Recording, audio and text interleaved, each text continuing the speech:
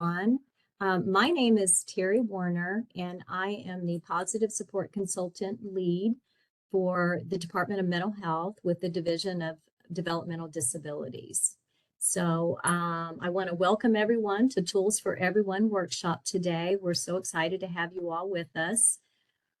Before we get started, I'm going to tell you just a little bit about myself, and if you would, go ahead and put in the chat your name and the agency you work with. So again, my name is Terry, and I have been a tools trainer since 2012. I've also been a supervisor for 2011, 2012. I want to tell you, I just absolutely love this training. I feel like it's an outstanding training, and it has really changed my life for the better. I feel like I have better relationships with not only my family members, my children, my grandchildren, but those I supervise, my peers at work, my friends. So it truly is a universal support tool that you can use with all of your relationships. Okay, so I hope you find this training beneficial. And again, we do welcome you to the training today. Let's see who all we have with us here. We have Rashida.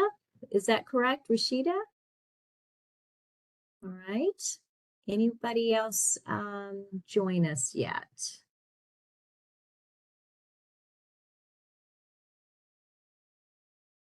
Thank you for attending. Okay, let's see here if we have anybody else. Looks like we have Dana, Danielle, and Taylor. So welcome everyone to Tools for Everyone.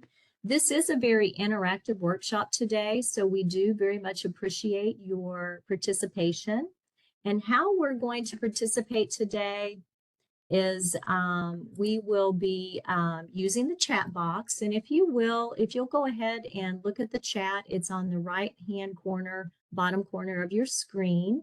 And there is a couple options. You can chat to everyone, or you can just chat to myself, a private chat. So if you all will, like I said, if you can just go ahead and introduce yourselves using the chat function, I would appreciate it.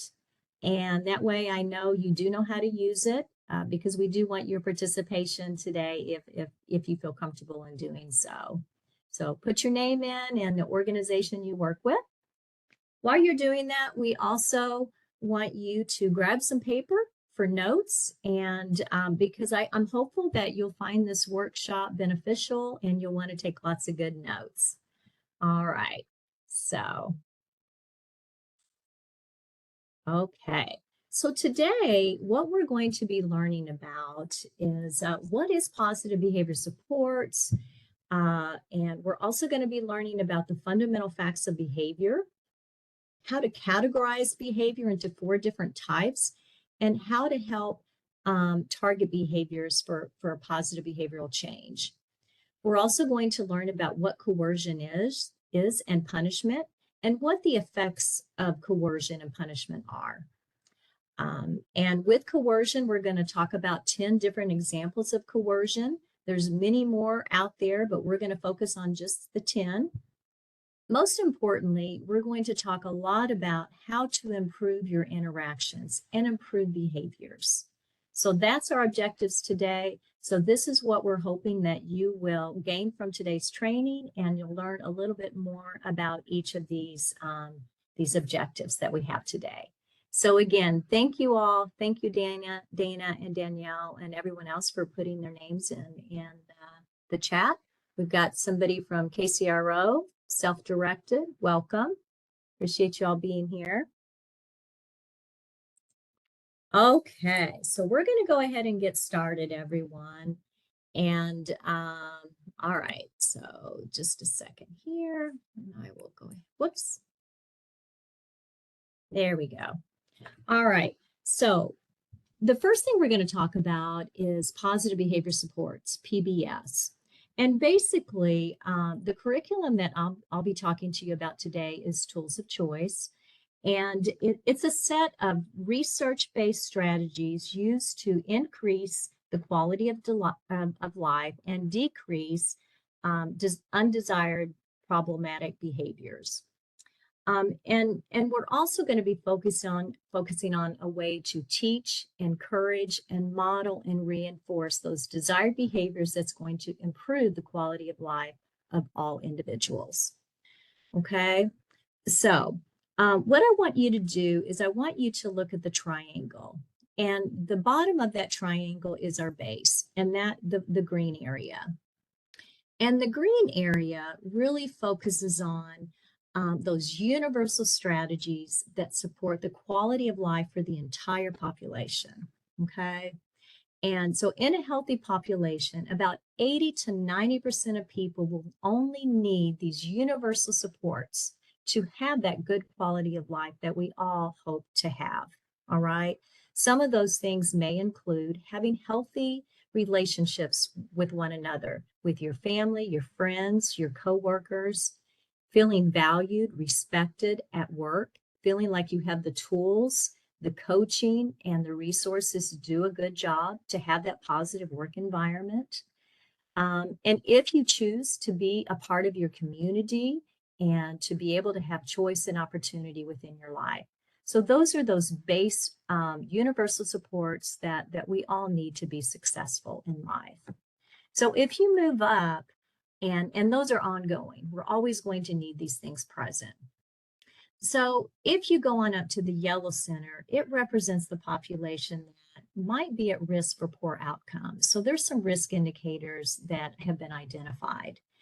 And if there's risk indicators identified, those individuals might need short-term interventions, those short-term supports that once they receive those, then all they're going to need is those universal supports in the green, okay?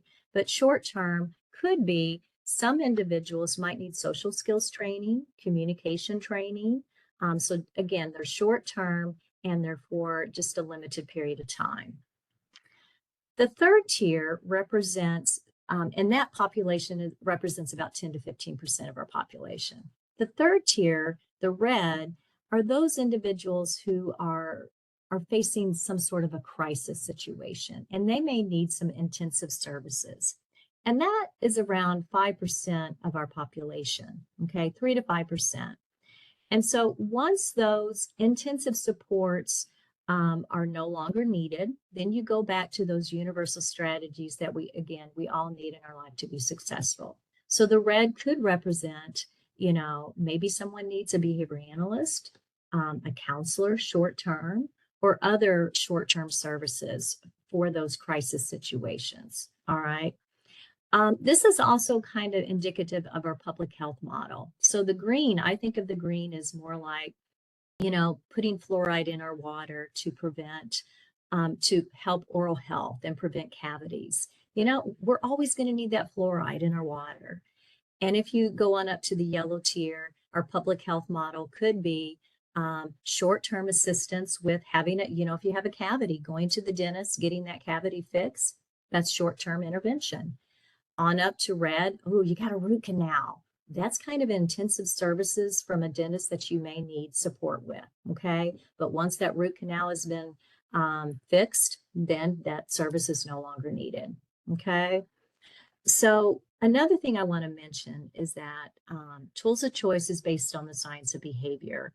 It has been formally investigated and documented since the 1940s. And there are literally thousands upon thousands of research studies and documentation that these principles work, and they're highly, highly effective, okay? And it shows that positive behavior supports really is a highly effective intervention for everyone, all right? Okay, so what makes this approach difficult to accept? Well, through positive behavior support, our focus really is focusing on being kind and caring at all times, okay? Not only when people are in good moods, they're having good days, but also during those sad times and times when people are very frustrated, they're very angry, they're just having a really rough time at it. You know, if we're kind and caring and empathetic and encouraging, even during those times when people are maybe at their worst, it's hopefully going to produce a safe environment for them. It's hopefully going to create a situation where, you know, crises are less likely to occur because we are in control of our emotions. We're not heightened.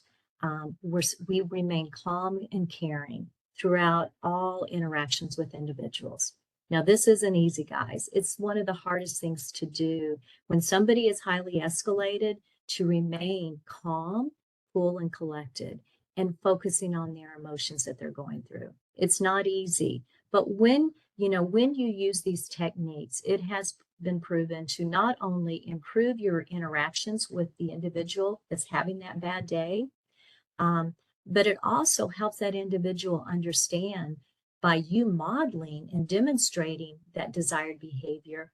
Hopefully, in time, that person will begin to model and demonstrate, more of a calm manner when things don't go right in their world. So it is a highly effective um, way to interact with individuals, but it can also be very, very challenging at the same time. Okay. Um, and another thing before I move on to the next one, oftentimes people think, this positive approach way, we're just letting people get away with whatever they want. But that's not true.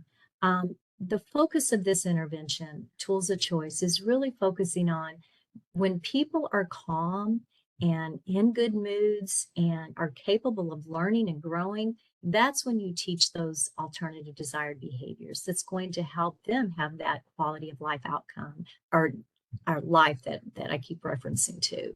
So it's during calm times, during times when people are at their doing well, is when you focus on teaching, modeling, and reinforcing those skills.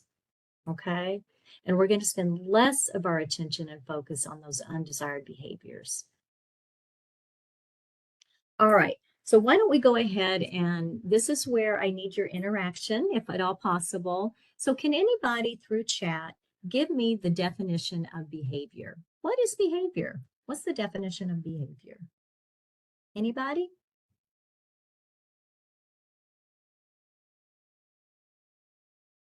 Anybody want to? Okay, action and emotion. Right. Very good. Absolutely, Dana. Very good. Anybody else have anything to share? Okay. So behavior is really just anything that can be seen and counted. Okay. So behavior is anything that can be seen and counted. Anything a person does, that is behavior. All right. Okay. You guys are doing great. Thank you for participating. All right. So now what I'd like for us to do is I want you to think about some behaviors that people demonstrate in your own homes that you reside in, at work, or other environments. Think of any kind of behaviors, put it in the chat, and I'll kind of be looking for them, and then I'm going to write the list of what you all come up with in chat. Okay. So anybody have a behavior that they want to put in chat? Drinking coffee. Okay. Let's see here. Let me see if this is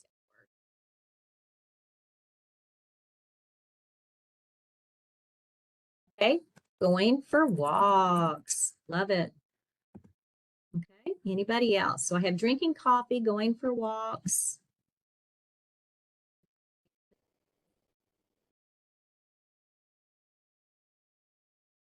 Procrastinating. Okay.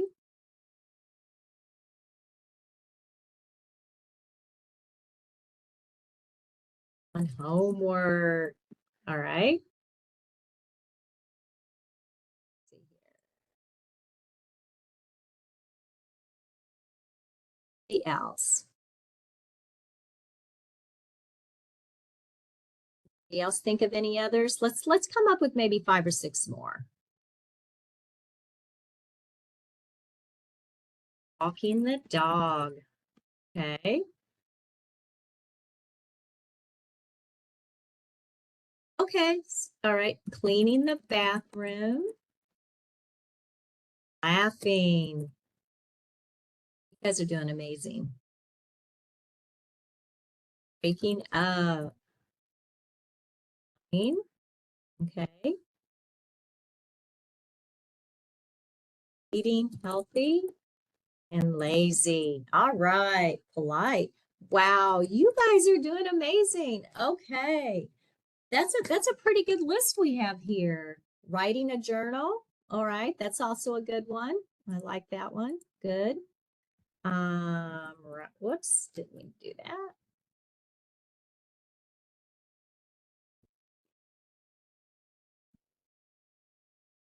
Okay. All right. I think we got a pretty good list. Thank you guys for that. So you all are doing amazing because I don't know about you, but when I look at this list of behaviors, I see mainly a lot of desired behaviors, a whole lot of desired behaviors. Walking the dog, cleaning the bathroom, laughing is a desired behavior. Eating healthy is desired. Being polite is a desire. Going for walks, writing in a journal.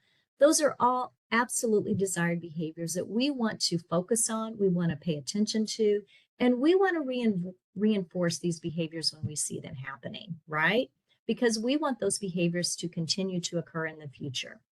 Oftentimes, when I do this exercise, what I have, just the definition of, or just the word behavior, I have a lot of undesired behaviors, such as tantrum, kicking, hitting, crying, eloping, spitting, cussing, a lot of undesired behaviors. So in chat, why do you think that is? Why do you feel like most of the time when I do this activity, I receive a lot of undesired behaviors? Anybody?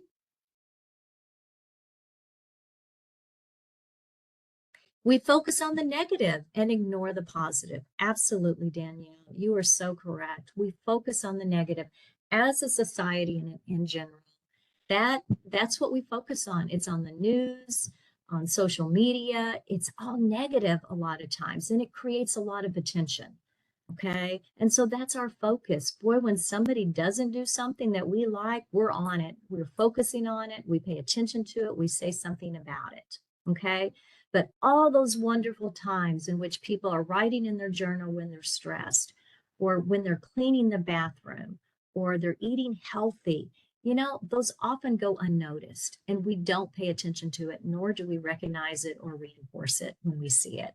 So my challenge to you today is continue your efforts at paying attention, reinforcing, and letting people know you recognize all the desired things that they do each and every day. Okay, so good job, everyone. So it's best to talk about behavior as specific actions rather than categories. So that's important because rude, the word rude, it means something different to each one of us. And it's based on our learning history with being rude. It also, rude, it could it could change based on context. Being rude while you're eating breakfast together might be different than being rude while you're watching a movie at a theater. So the definition of rude is a big old category that we need to break down into specific actions. So we all fully understand, what does rude even mean? What does it look like in different contexts? Okay. That way we can take data on it if we wish to understand, is that rude behavior over a period of time after we're doing all that teaching that I keep referencing to and reinforcing the desired behaviors? Is that rude behavior? Is it decreasing? Is it and are we seeing less of it? And are we seeing more positive behaviors such as, saying please and thank you and demonstrating that those desired behaviors is going to increase that quality of life? Okay. So if we go back to our list of behaviors, do we have any big old categories here that you can think of? I feel like we might have, you know, tantrum. Tantrum to me is a big old category. All right. It means something different to each one of us. A tantrum for a 2-year-old looks different than a tantrum that a 10-year-old child might demonstrate. All right. And so we have to break that word tantrum down, just like we would with rude, breaking it down, making sure it's very specific.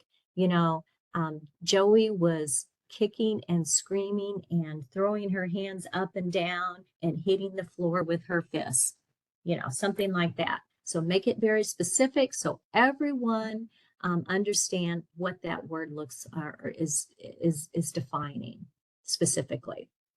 All right. Okay.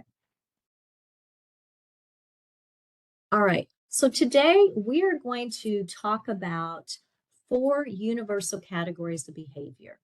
All right. And when and these behaviors that we're going to be spending a lot of time on go into desirable or undesirable. Under the desirable categories, we're really going to talk about those significant desirable behaviors that we want to increase, we want to teach, and we want to reinforce those when we see them, because those behaviors are going to increase the quality of life of individuals, right? So they're very important that we focus on these behaviors. All right.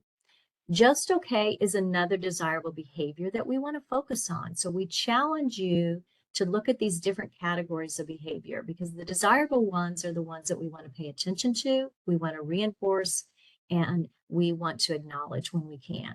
Just okay, the definition of just okay is, it's behaviors that happen all the time for many of us. We take them for granted. It's like saying thank you or please. Or another one could be shutting the door when you leave for work each day, locking it. However, the time when you forget to lock the door, people notice it and they pay attention to it. And they may say something about it like, oh, Terry, you're kind of irresponsible, but that 99.9% of the time that I shut the door successfully and locked it, they didn't pay attention to. So just okay behaviors still require us to acknowledge and reinforce them occasionally to keep that behavior from happening in the future. All right. They're good for us. They're going to increase that quality of life that I keep referencing. Undesirable behaviors, those are serious and annoying junk. Serious behaviors are those behaviors that cause harm to self or others or property. They could be illegal. Okay. So physical aggression, elopement, self-harm behaviors, those things can be serious and harmful. So we have to interrupt and do something about those behaviors. Annoying junk behavior is the behavior that, boy, do we spend a lot of time and focus on. Those are the behaviors that really get under our skin. They're annoying, they're atypical, functioning level typical. But boy, when they happen, we notice them and we say something about them. All right. So let's go back to significant real quick. Can you all think of significant desirable behaviors that you see at work or at home or within the environments that you're in? Significant desirable behaviors that you feel like if this person were to demonstrate this behavior, it would increase their quality of life. Anyone want to give it a shot?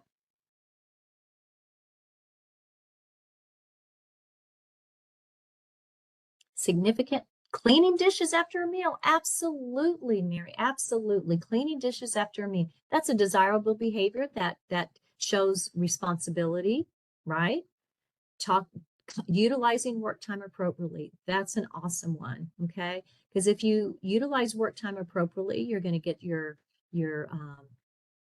job responsibilities completed on time, right? You're going to feel less stress. You're going to feel hopefully more motivated and recognized by your peers and your supervisor. Putting your own laundry away, those are significant desirable behaviors that will hopefully increase our quality of life. Putting our own laundry away and being on time for work, those things are going to improve our quality of life. They're responsible actions. which hopefully everyone will notice and recognize. All right. Okay. Taking meds on time. Boy, we're kind of up with some good ones. What are some just okay behaviors that we do all the time that people, we take for granted because they happen frequently?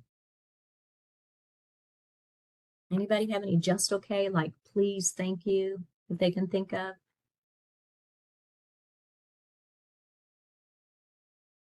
Turning lights off, absolutely. It's something we do all the time. Hold the door. Yeah, absolutely. Those are just okay behaviors. But occasionally, saying, you know what, Johnny, thank you for remembering to turn the lights off. That's very responsible. I really appreciate you doing that. Flushing the toilet's another one. That's a just okay behavior that, sometimes deserves that recognition. Absolutely. Very, very good. Okay. Anybody have any serious behaviors that they want to mention that, that might be harmful to self or others or against property or might be illegal?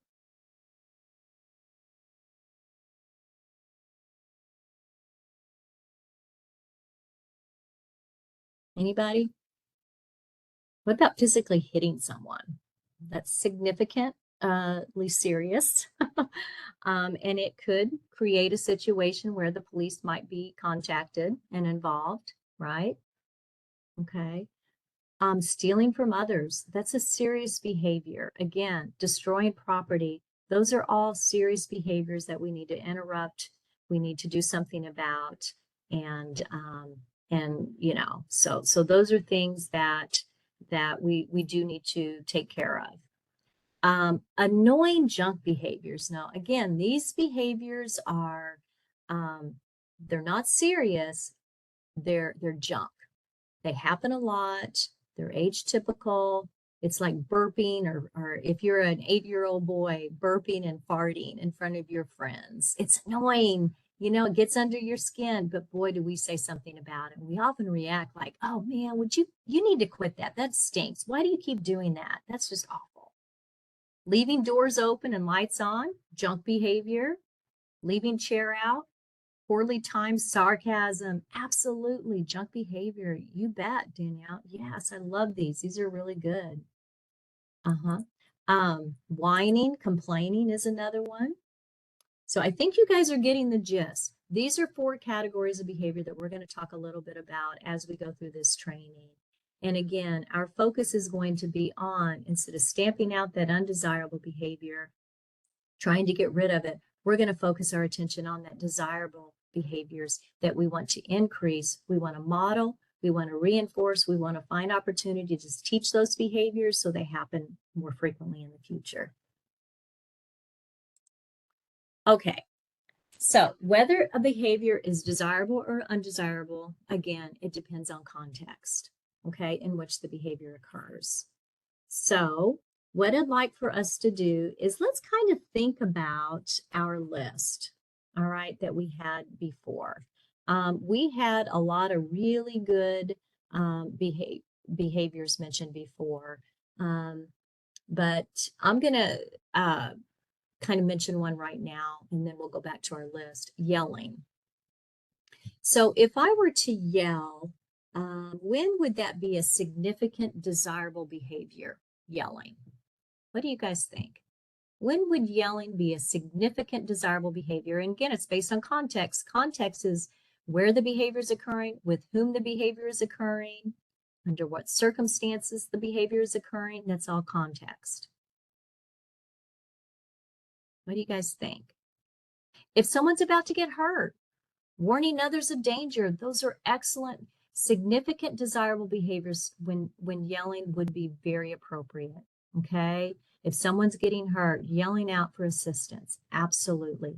Context. So what you see is yelling in one circumstance is desirable. When would it be serious? When would yelling be a serious behavior?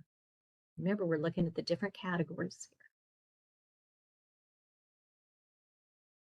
If someone is angry, okay, calling names, that could be junk. Calling names, it kind of depends on who you're calling names to. What about if I were to yell at a police officer?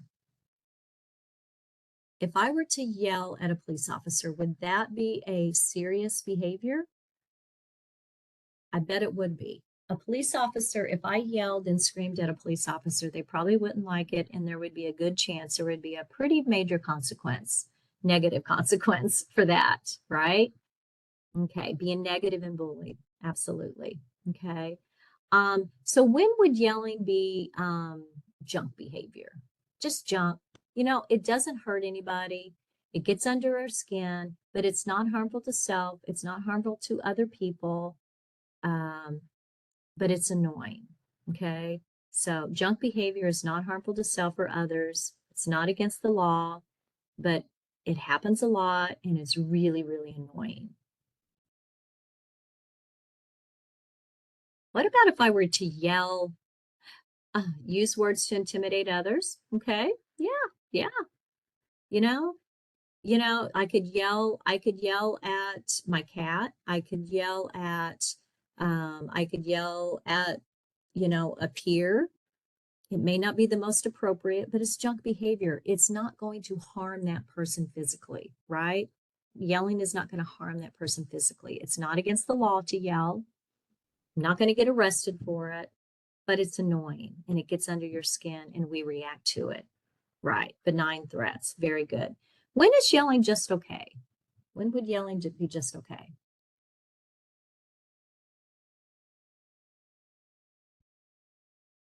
How about yelling, watching a sporting events? Absolutely. Watching us, yay, woohoo! They won the game. That's just okay behavior. Yeah. Across the house. Hey, Johnny, what are you doing? Yeah, just okay behavior. I think you guys are getting the different categories that we're referencing now and the importance of context. Okay. So we're going to go ahead and move on. Good job, everyone. Okay, so just to recap really quick, significant desirable behaviors, that's going to be our focus. That and just okay. We're going to spend a lot of our time, or we're going to challenge you to spend your time focusing on those times in which your children, your grandchildren, your significant others, those that you might supervise or work with are demonstrating, okay? Or, behaviors that you want to see more of that's going to increase their quality of life, all right? So we're going to spend time modeling those behaviors, teaching those behaviors, and reinforcing those behaviors because it's going to improve their quality of life at home, at work, at school, or wherever they're at in the community. All right. So these are good things.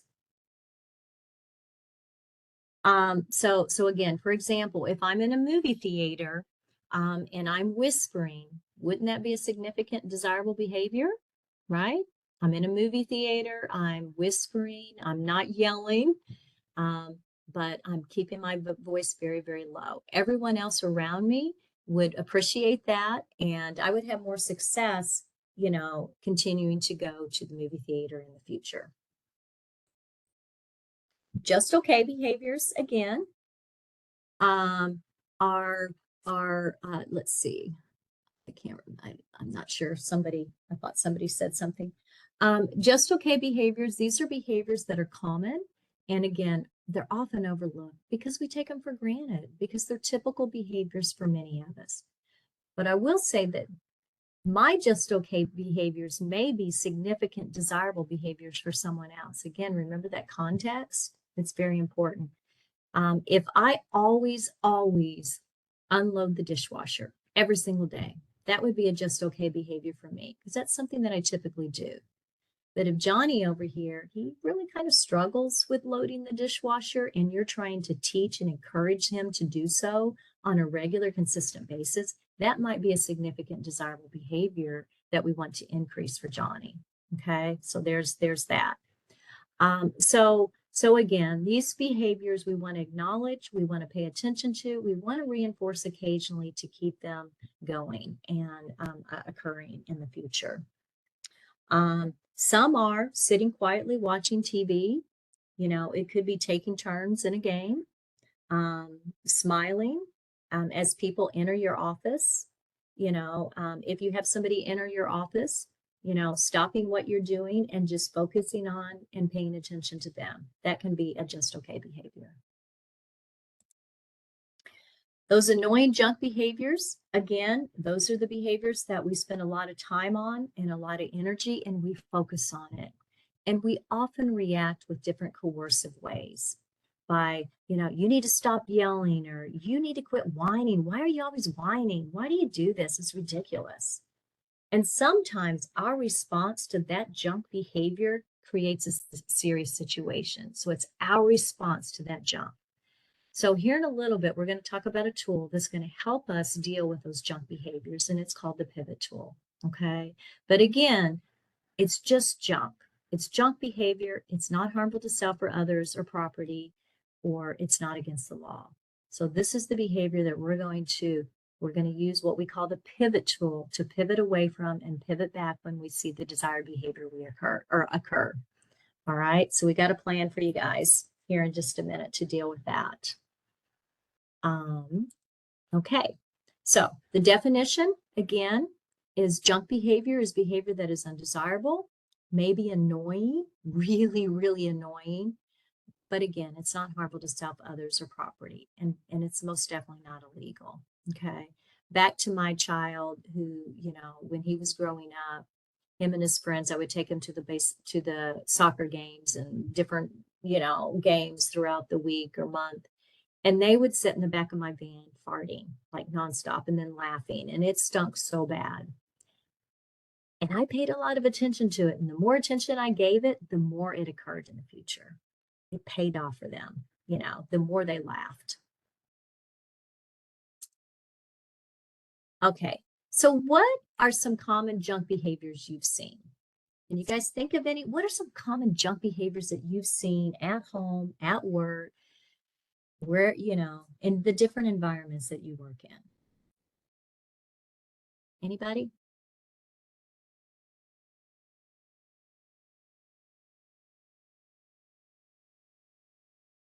Again, it could be whining, complaining, yelling, burping, farting, spitting. Those are all junk behaviors, right?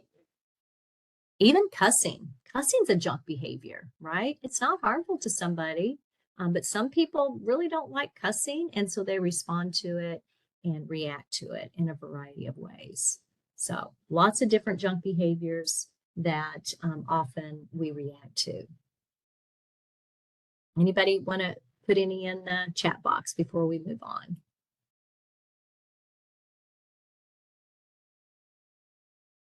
Okay. Completing a task, but arguing while they do it. Oh, this is so stupid, Danielle. Oh my gosh, I can't believe you're asking me to complete this. Why do I always have to do that? This is stupid.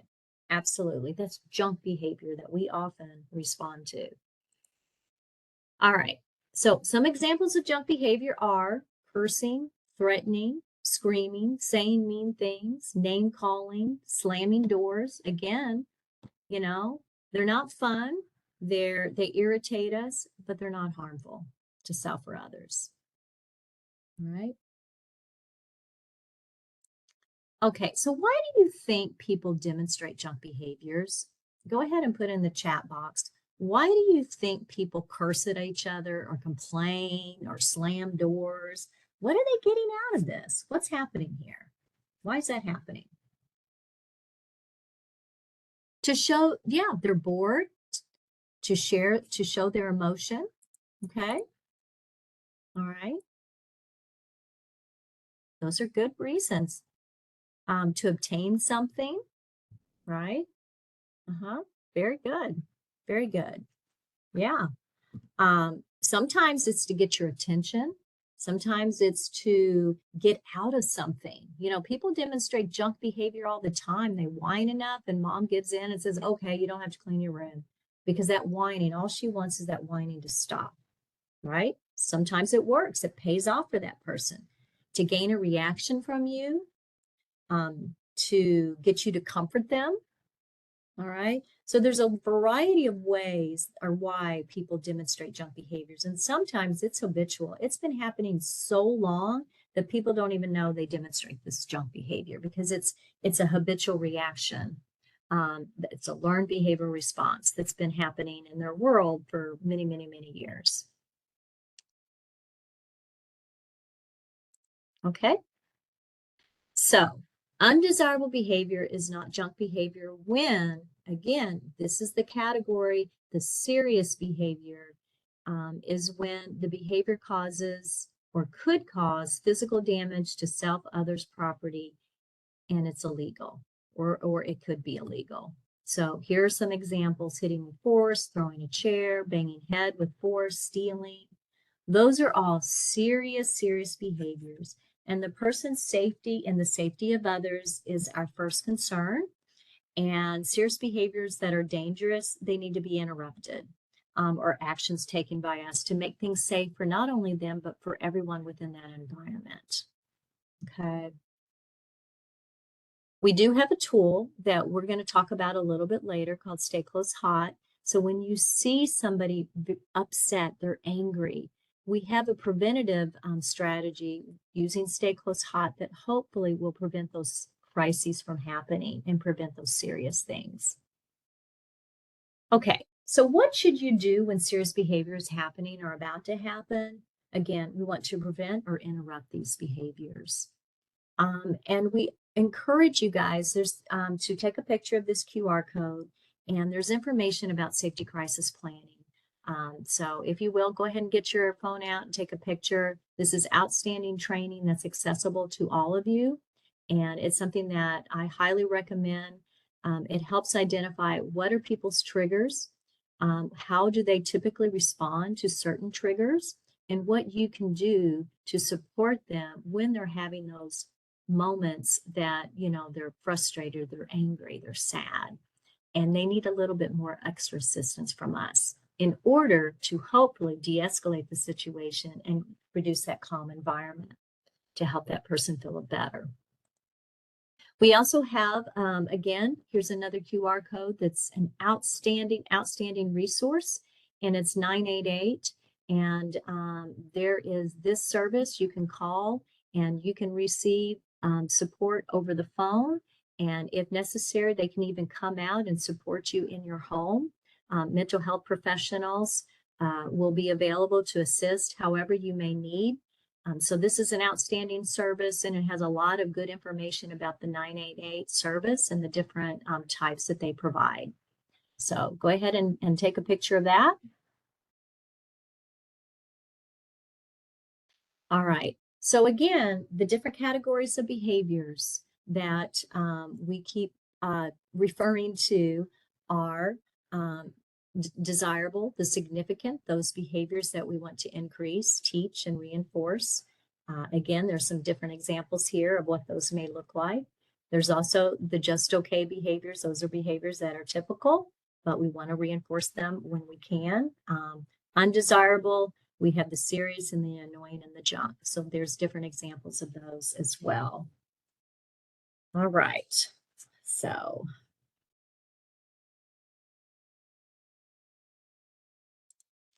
okay, so now we're going to talk about the fundamental facts of behavior. And this is the bread and butter of positive behavior supports. And I truly feel like please go ahead and take lots of notes because this is some really good information that I'm hopeful that will be something that you can take with you after today's training. So this one's kind of hard, but this one says behavior is always right given the person's environment history. Okay, so what this means is that we would probably act in the same way in a particular same way as the person who's demonstrating the behavior if we had if we came from the person's genetics, physiology, learning history, we would more than likely behave in the same way. Okay, and so we can't, look at their undesirable behaviors as something that they're willfully doing or that they're inherently bad. But it's just the way that they have their exposure. It's what they've been exposed to in their world, in their environment. So it's based on past history, those that they've been around, those that have demonstrated those behaviors. such as the yelling, the cursing, the hitting, the kicking, or whatever, there may have been a high rate of exposure. And so that's learned behavior. And over a period of time, they've learned to demonstrate some of those behaviors. Behavior is also, it's not just a person's learning history, though. It's also based on context. You know, I behave differently in front of my peers, my close friends, than I do at work. Context plays a big role. We also work with many individuals who are on the autism spectrum, and their physical environment affects their behavior. Some of our individuals have an adverse reaction to noise, crowds, touch, um, clothing, certain types of fabric, and sometimes people think, oh, that behavior's coming out of nowhere, but it's not. It's some sort of an aversive reaction to some sort of a stimulation that's creating a worsening for that person. Okay, so what we're saying here is don't blame the person. Be more sensitive and supportive of that. We don't know that person's history, where they came from, what they've learned along the way. And so all we can do is change the environment, and the behavior will ultimately change. How we change the environment is change our reaction to the behavior. By instead of maybe in their past, they've had a lot of trauma history, and people were, when they yelled, people yelled back, but even louder. Maybe there was some aggression. So our change to that environment would be to stay calm, caring, empathetic, and encouraging. Talk less, listen more, and be that safe person for that person. All right, that's going to ultimately change their history, their environment. And hopefully over a period of time, they'll learn those desired behaviors that's going to improve their quality of life.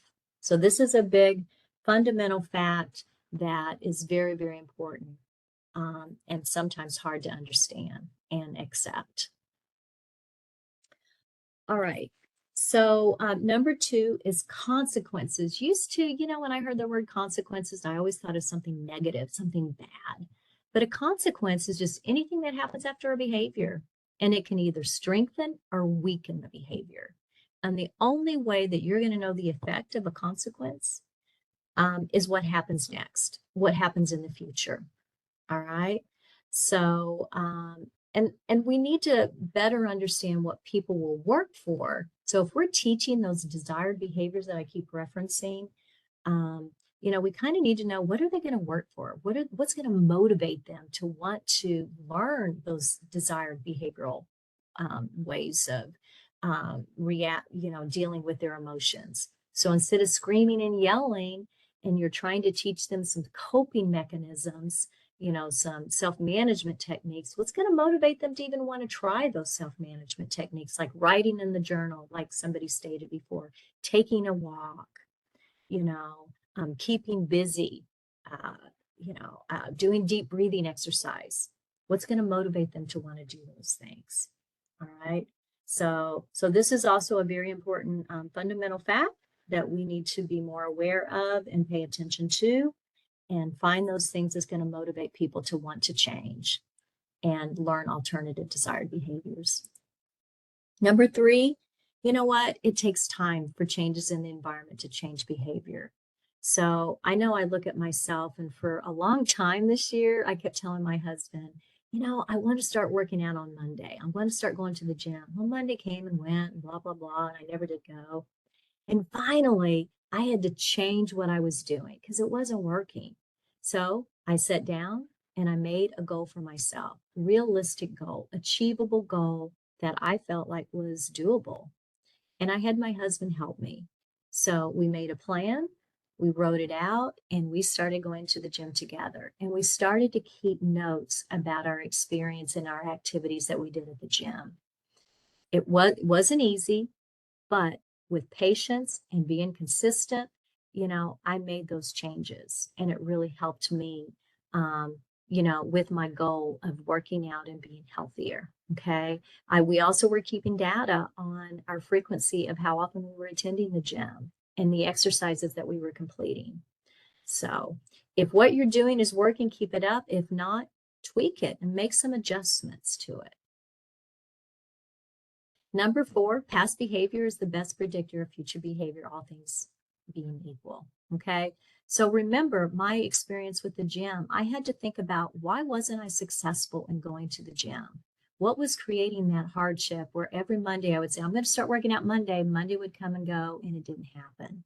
So I had to kind of change some things that I was doing and make some changes. And along the way, things started to happen. And I started to improve and really work towards that desired behavior being healthy. You also have to think about and anticipate problems and try and prevent them from occurring. So those are some really important things that we got to think about and kind of be prepared for.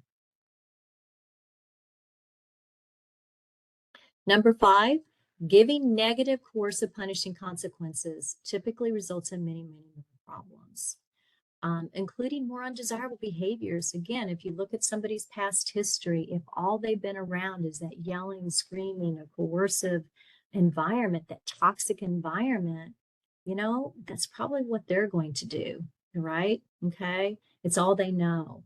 All right. If I think about too, you know, have you ever worked with a an employer who was negative, that was quite coercive and kind of had that toxic work environment? No matter what you did, it wasn't right. So all they did, they didn't focus on the desired behavior that you demonstrated. They focused on the little things that you didn't do. And boy, did they point them out on a continuum, and quite negatively. How did that affect you at work? Anybody want to respond to that in chat?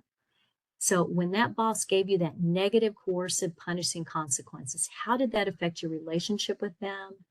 Your, your ability to want to go to work each day? Was all those things being affected?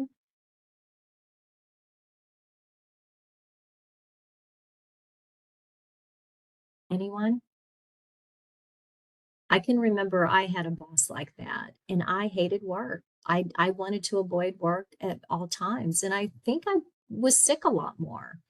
But now I have the most amazing boss ever. She's supportive, she's kind, she's caring, and she does everything she can to focus on the desired behaviors that I demonstrate each and every day.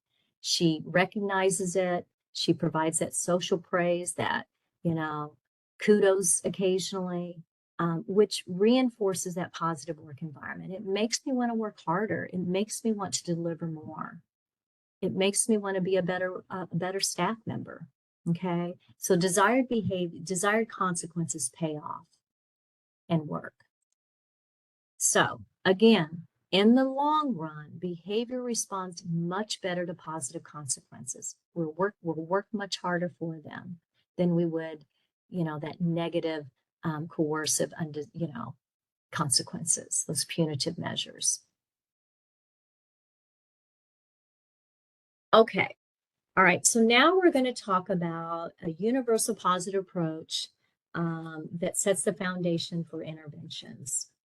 And again, our whole thing, it's not about fixing people, all right? It's about increasing the quality of life of individuals. So we're not fixing people, we're just trying to focus more on the desired behaviors that people demonstrate every single day. And those that may need extra support, we're going to provide opportunities to model and teach those desired behaviors to improve their quality of life.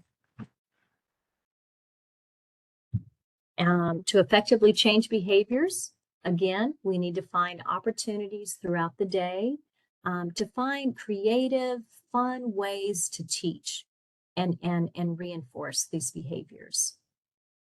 And so you have to kind of understand how people learn and what they respond to when you're teaching. There's a lot that we're not going to have time to go through today, but having fun teaching behaviors is quite beneficial.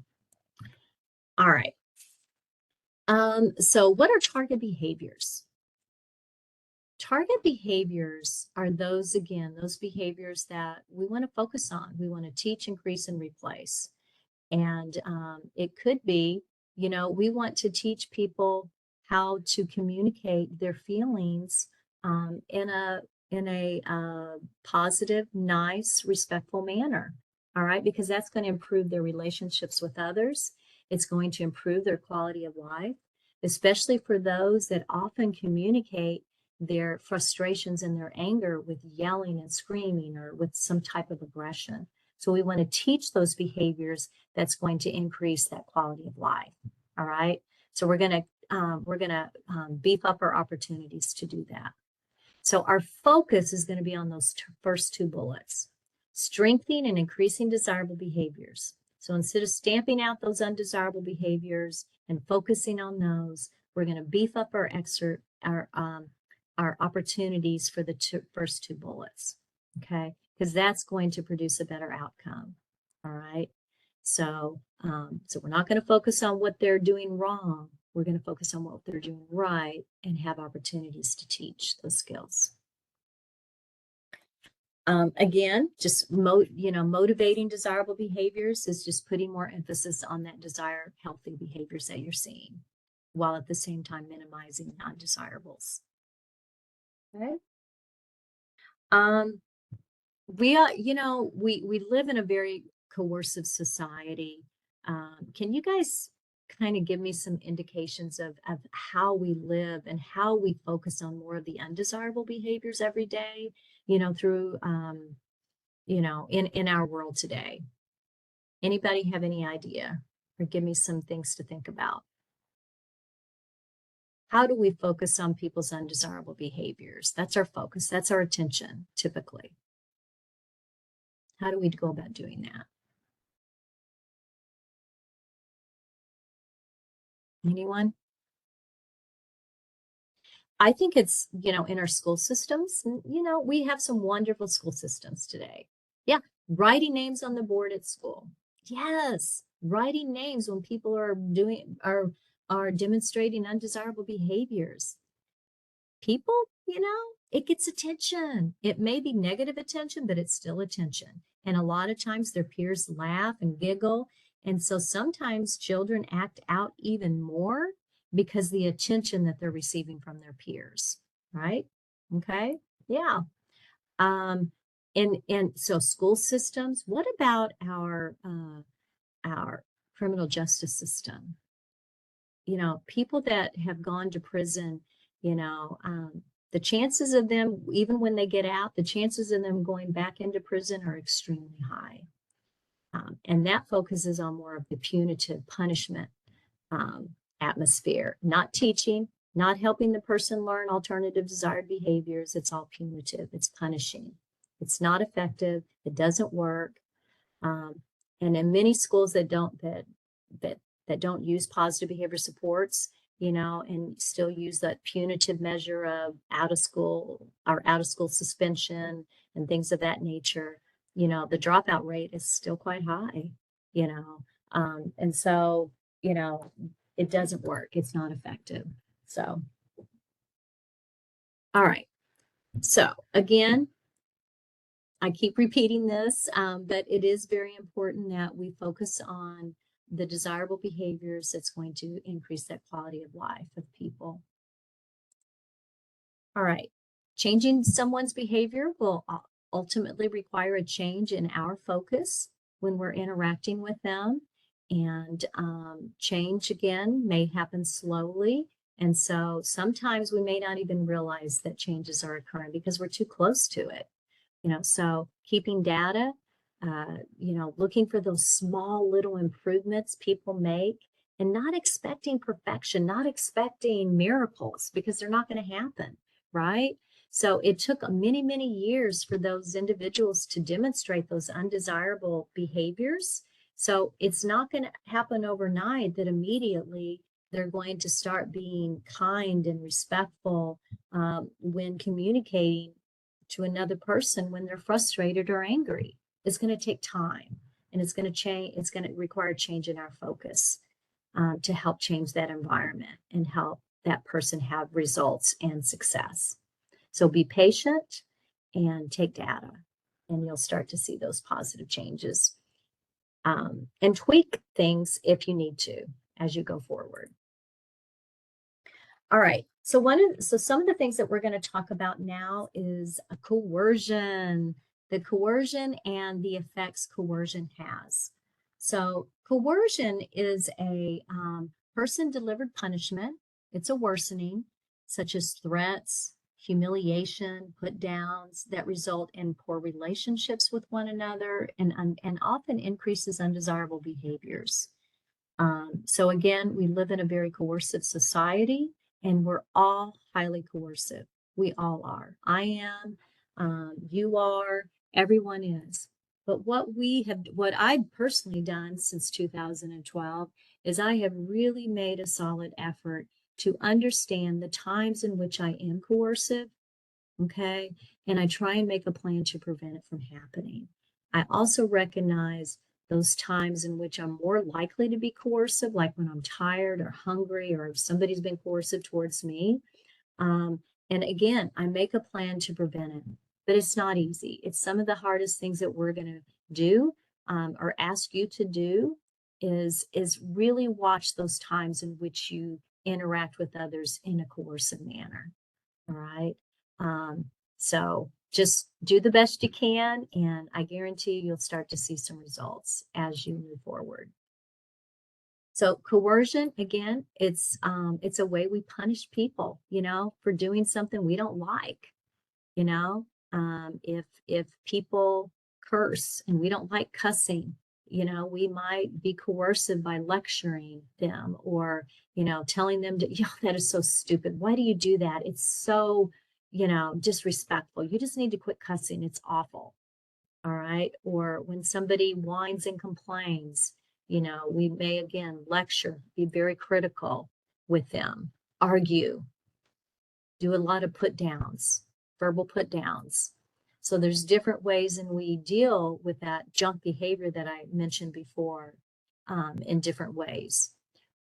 So verbal coercion is a form of put down. It's a show of disrespect. And oftentimes the types of coercion that we use is often habitual. We've been doing these things for many, many years. It was learned behavior that we learned from our parents or others that we were around. And we do it, habitually. So it's something that's not planned often. Sometimes it's out of fear too. If a kid comes home late for work or from school or from a date, and they don't call in, it's out of fear. Why are you late? Why didn't you call me? You know, um, but it doesn't help our relationship with that person and it doesn't solve the issue. It creates more of a worsening between us and them. All right. So trying to teach by punishing the person will often affect our relationship with them. It's not going to strengthen it. It's not going to make it better. It's not going to make, create those fuzzy feelings towards one another. Oftentimes, if all we do is interact with coercion with people that we're around, eventually they're going to want to be around us less and less. They're going to want to avoid and escape our presence. Okay.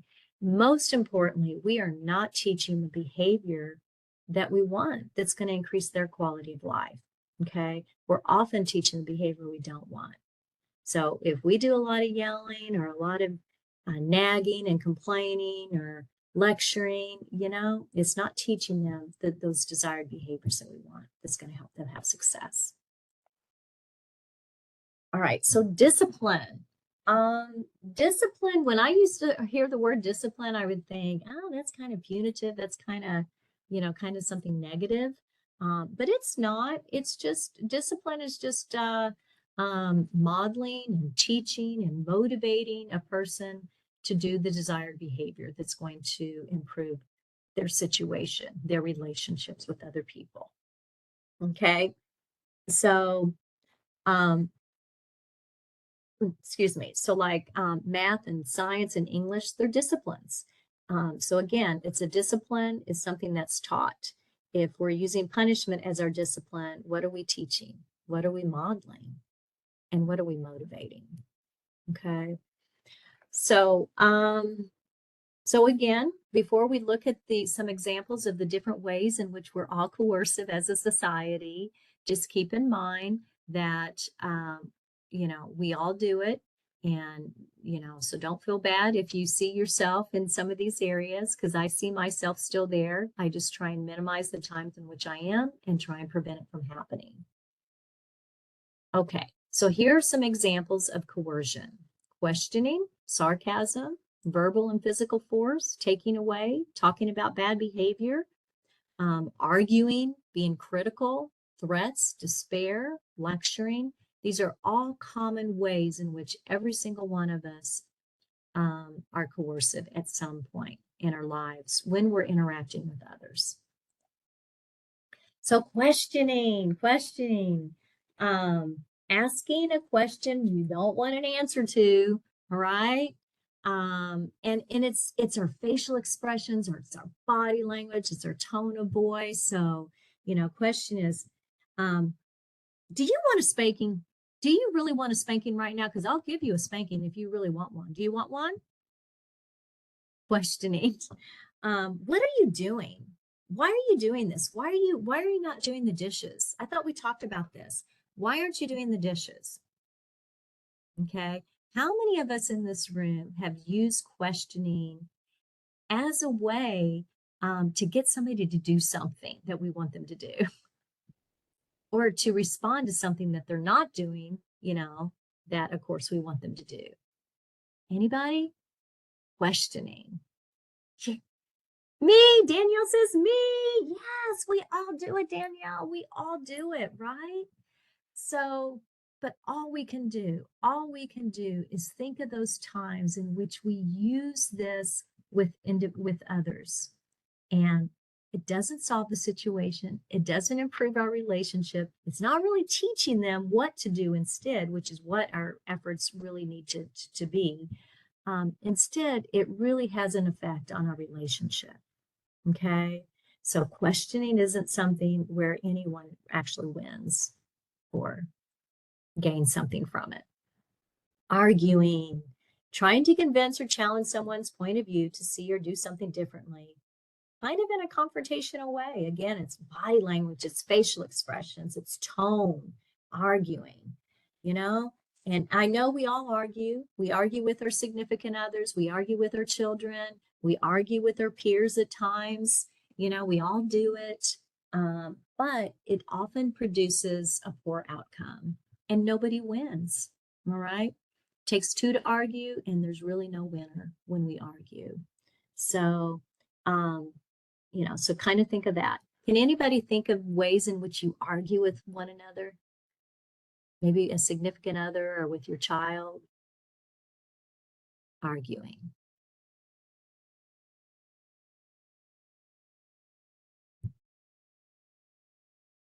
Anybody have any ideas?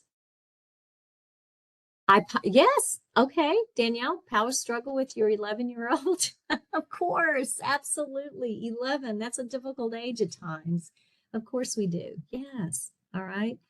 But nobody really wins, right? Do they, Danielle? And sometimes both parties feel a little bit worse after that argument occurs.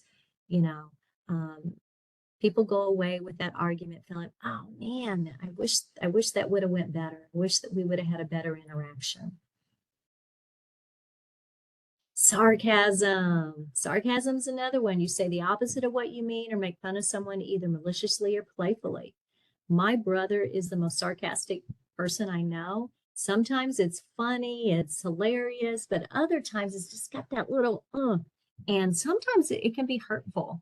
And sometimes I go away and I'm thinking, man, that kind of stung. That didn't feel very good.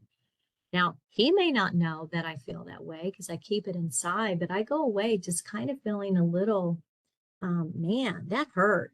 That was a little unkind. Okay. Because it can have that little sting to it.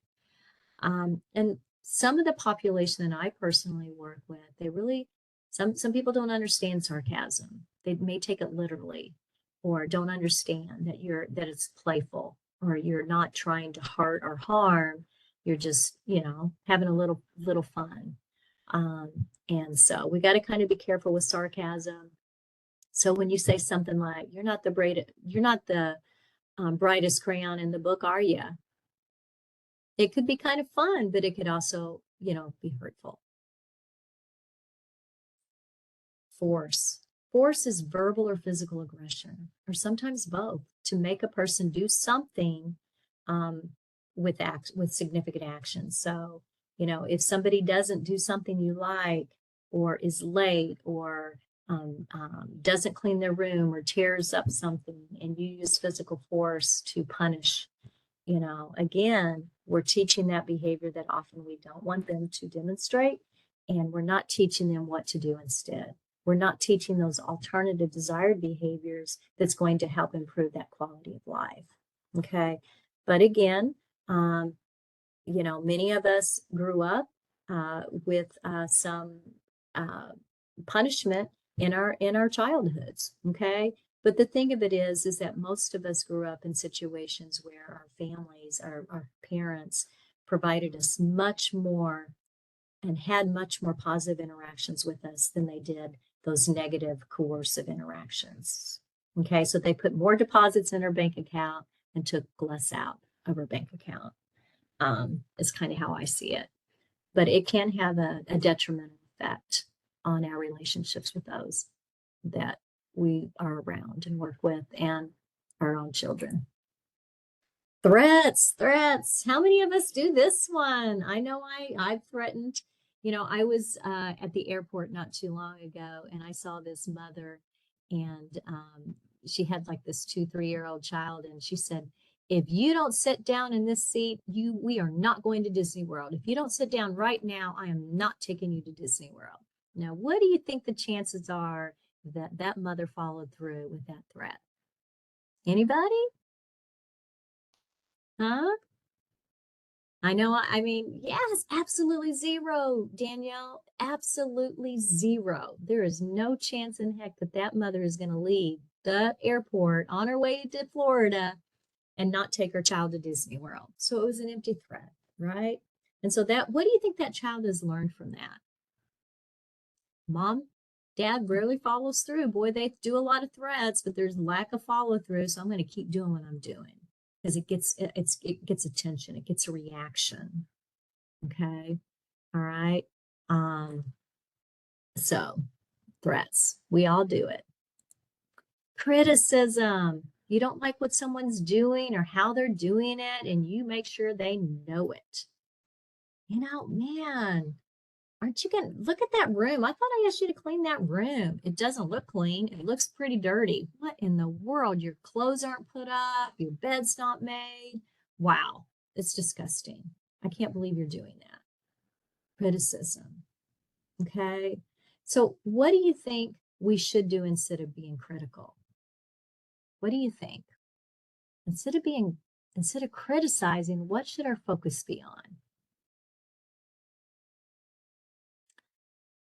Reinforce the positive actions. Absolutely. Absolutely. Praise. Absolutely. I appreciate your effort at cleaning your room. You're making progress. You're almost there. You've only got a little bit left to do. And you almost, you're doing an amazing job. High five. Find something that they have done and encourage that to continue in the future. Encourage that attempt, motivate them to want to keep trying. Because oftentimes if we use criticism, it's going to hurt their self-esteem. Maybe they'll try less, or maybe they won't try as much in the future, because of the critical nature of your relationship with them. Okay. And it does create a worsening. So same thing with threats. Instead of threatening somebody, I use the tool and we can't talk about it today, but it's our set expectations tool. And it's trying to set up expectations prior to that behavior occurring in the future. So setting that person up for success, telling them what you want them to do, those desirable actions that you want them to demonstrate, and then paying it off with an earned consequence if they deliver it, and not paying it off if they don't. So that will eliminate some of your threats. Okay, despair. You say or act as if you don't know what to do and are giving up. Man, I've asked you to clean your room all the time. I do things for you. I take you to the movies. I I just do all these things for you, but yet you don't respect me enough to even do anything I ask you to do. It's just horrible. I don't even know why I try. I just give up. Despair. So you say and act as if you don't know what to do and are giving up. Okay. How many of us use that one? Anybody? With their significant others, their children, people they work with? Lecture, logic, talking about what should be done instead, or talking too much, or by repeatedly saying something. Danielle says, I do the yeah, despair. Didn't realize it until the training. I kind of do a little despair too occasionally. So don't feel bad, Danielle. Lecture logic. To me, I think of Charlie Brown, the teacher, or wah, wah, wah, wah, wah. I also think of my own childhood, my own dad, just lecturing me. Why are you late? Why didn't you come home on time? And he would just be talking and talking and talking. And I would be looking at him, but I would be somewhere else. I would be shaking my head like I was listening, but I was gone. I wasn't paying attention because he kept repeating himself over and over again. I already knew what I was supposed to do. I knew the rules. I just didn't, I was just late. But all the lecture in the world wasn't going to change that, you know. So lecture and logic is pretty ineffective as well. It's something that we've all done and we will probably continue to do. We just need to try and make a plan to prevent it. And you set expectations instead, which if you want to learn more about that, go to our regular tools training and we have a lot more information on that. Wonderful, absolutely wonderful tool. Taking away, limiting access or removing things like privileges, possessions, access to phone, their internet, their video games, and things like that. So again, this is a way to punish people when they're not doing something we want them to do. Okay, taking away. Again, this is something that I did with my own children. And now with my grandchildren, I have found it's ineffective. It doesn't work that well. So my whole method now is focusing on teaching and focusing on those desired behaviors that I want the person to demonstrate. Okay, and lessening these coercive behaviors that I was pretty good at demonstrating. Talking about a person's bad behavior with the person present. This happens a lot. I don't know if I remember raising my children and somebody, my son may have had a challenge at school or something. And my husband came home. Oh, you would not believe what Justin did today. Justin was right there. Oh my gosh, he got in trouble for this, this, and this. And Justin was right there. It didn't make him feel good. It didn't help our relationship. It didn't, change the situation. It didn't teach him anything. In fact, it really corroded our relationship and it made him feel horrible. Okay. And so again, talking about a person's bad behavior with the person present, it can be very detrimental and damaging. Okay, so again, we're all coercive, we all do it, but the effects of coercion can are things that we need to kind of think about. So people will do a lot of these things when they experience coercion. They will avoid us. They will get even with us.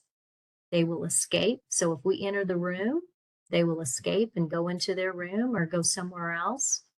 They learn coercive behavior by watching us.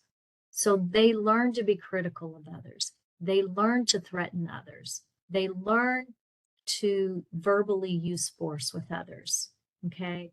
They behave less confidently and they receive a lot of attention for demonstrating some of these undesirable behaviors. Because again, negative attention is better than anything, than no attention. And if that's all we do is give attention when people aren't doing what we want them to do, that's still attention. And people will work hard for it if that's all they receive. So let me ask you guys right now, when do you feel like you are more likely to be coercive? What do you all think? When are you more likely to be coercive?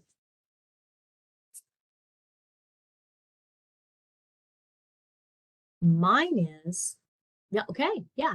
When you're exhausted or discouraged, okay, absolutely. I know I am, Danielle, when I'm exhausted. When somebody has been coercive to me, I'm more likely to be coercive back. Uh, Maybe when I'm hungry, if I'm really hungry and tired, I'm more likely to react with some type of coercion. All right. When I've encountered my pet peeves, I think I mentioned that burping is one of my pet peeves. Boy, when I hear burping at the dinner table, I got to really make a solid plan not to react to that burping, not say anything about it, you know. Um, so I have to really, really watch that one. When it's something that keeps happening, okay. Yeah, yeah, absolutely. Very good. All right, guys. Thank you for participating in this. So again, we're all coercive, but coercion may work temporarily. It does. It often does. Taking things away from people, limiting privileges. It works temporarily, but it often comes with long-term problems. Most importantly, again, we're not teaching those desired behaviors we want the person to demonstrate that's going to increase that quality of life. So it all goes back to those setting up those opportunities to teach those desired behaviors is going to help that person have more success. And those are the things that we want to focus on in limiting our coercive interactions. But we're never going to be perfect. We're all going to have some challenges along the way. So don't beat yourself up if you find that you demonstrate many of these, because all of us do. Again, just try and prevent it from happening. Make a plan. All right. So if not coercion or using worsening consequences, what in the world do we do? Make a plan. Think about the following questions, and the answers will help you to think of some other things to do. Okay. All right. So I'm just going to read this to you really quick, and you kind of think about uh, when we make a plan, we're going to think about some of these questions. What situation occurred that triggered the undesirable behavior? What payoff is the person getting from the undesirable behaviors? What worsening situation occurs in similar situations? Does the person sometimes do the desirable behavior? If so, what? What happens if the person uses desirable behaviors? What do others get out of the desirable behaviors? What does the person need to learn to do? What needs to change in the environment, including responses and interactions of others, to prevent the undesirable and promote desirable behaviors? So kind of think of this list as I kind of go through this with you. So this woman named Joe, she ties a shirt around her neck. So a woman named Joe ties a shirt around her neck when she is dysregulated. She's upset. And then a staff support is called and she ends up in restraints. Is this a symptom of her dysregulation? Let's break it down and think about the following questions. Typically, when Joe gets into a fight with her roommate, she ties something around her neck. Also, when Joe gets into, or also when staff are really busy and are kind of short with her, she does this behavior. So Joe seems to be getting a lot of attention from this behavior, including touch from others, right? Sometimes her and her roommate make up after Joe ties something around her neck. Again, attention seeking. Often staff rub her back and shower her with lots of attention. So you see, it's attention seeking. So when she has learned, when I tie something around my neck, not only do staff touch, give me lots of attention, but so does my housemate. Okay. So Joe frequently cries and requests to talk with staff in similar situations.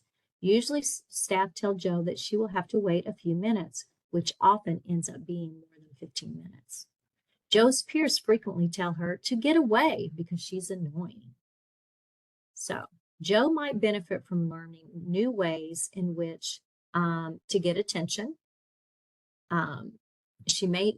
Joe might benefit from learning ways in which people can make up, such as apologizing for her part in the argument, trying to work together to compromise, recognizing when people need space. So when you go back and look at what does Joe need to learn? These are some things that Joe might need to do to learn alternative desired behaviors to get those needs met. Okay, because basically it sounds like she's wanting some attention from others, but she's going about it in kind of an undesirable way. So teaching more desirable ways to get that attention that she's seeking is going to help her increase that quality of life. Okay. She also may benefit from learning ways in which people can make up after you have an argument. You know, what do you do when you have an argument with someone to increase that relationship or make it a little better? Okay. And so there's lots of things that we can put into place that's going to help Joe have more success in the future. But we got to ask a lot of questions to better understand, why are people demonstrating what they're doing? And what can we do to change our reaction to that behavior? What can we do to teach those alternative desired significant behaviors that's going to help that person have more success?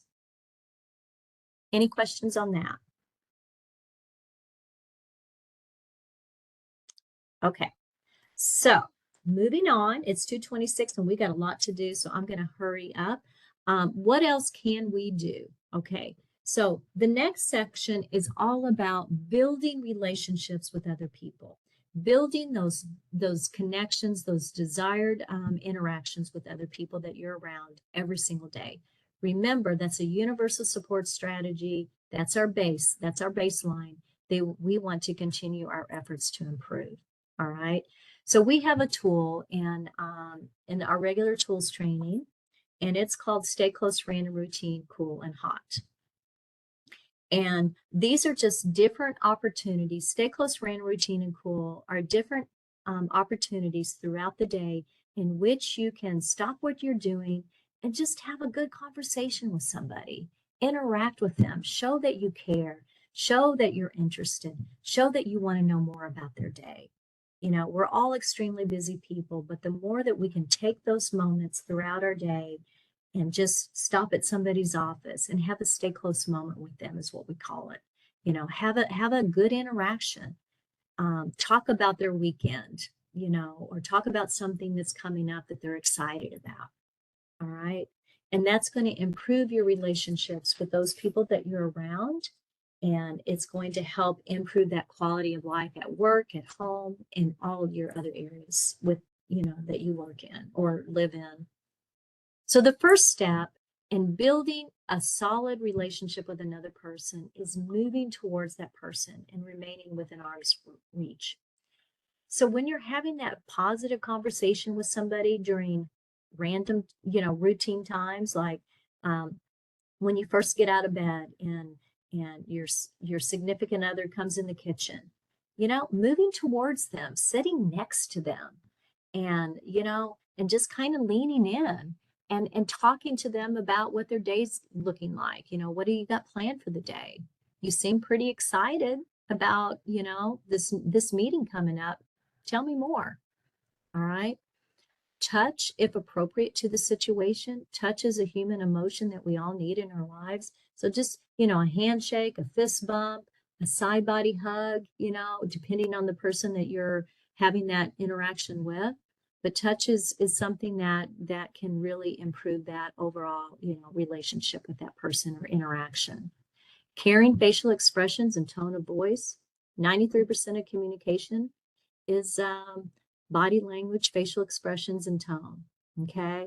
And so watch your body language when you're having that stay close moment with someone. Instead of looking down or at your computer or your phone, face that person and smile, show that you care. Have a relaxed body language with arms open, look attentive. Okay. And that will help build that relationship with that person. Okay. Asking open-ended questions. An open-ended question is just something like it requires more than a yes or no answer. So, how was your day today, Danielle? You know, Karen, what did you do? What did you have for lunch? All right. That's going to show interest. Caring is going to keep that conversation going in a positive direction. So asking more open-ended questions can really show, that interest. Using empathy statements. Empathy statements are, you know, um, being able to take the perspective of another and communicate that to the person. So it's unconditional kindness. It's listening more, talking less, and just trying to connect to that person's emotion that they're feeling, whether it's happy, excited, or sad or angry.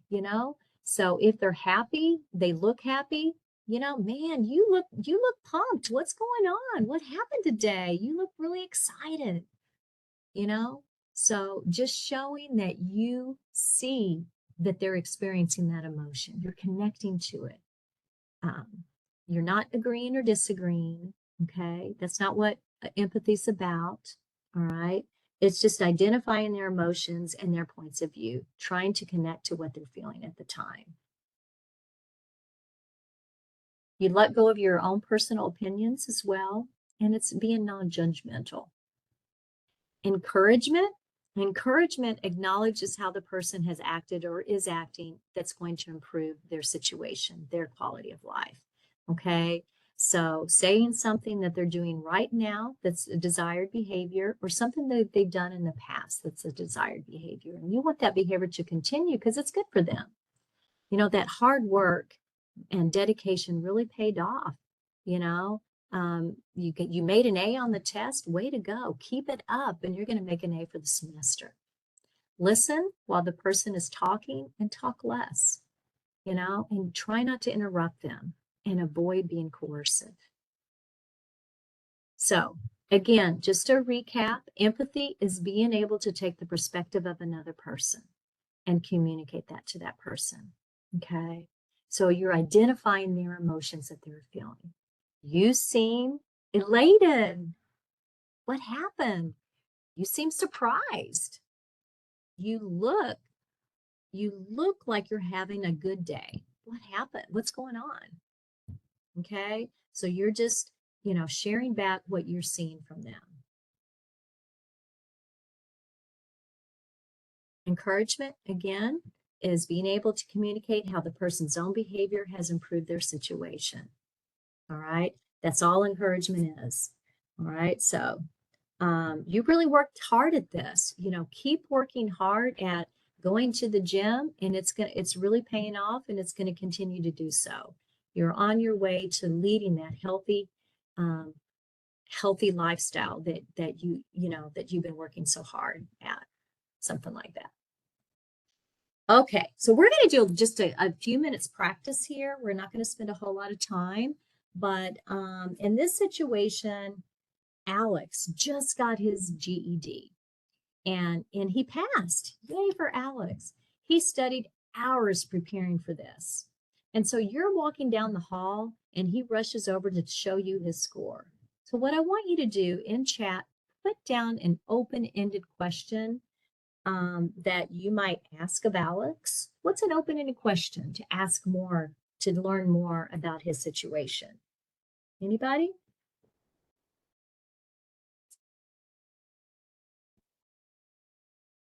Open-ended question. How, what, where? Anybody? I know I'm putting everybody on the spot here.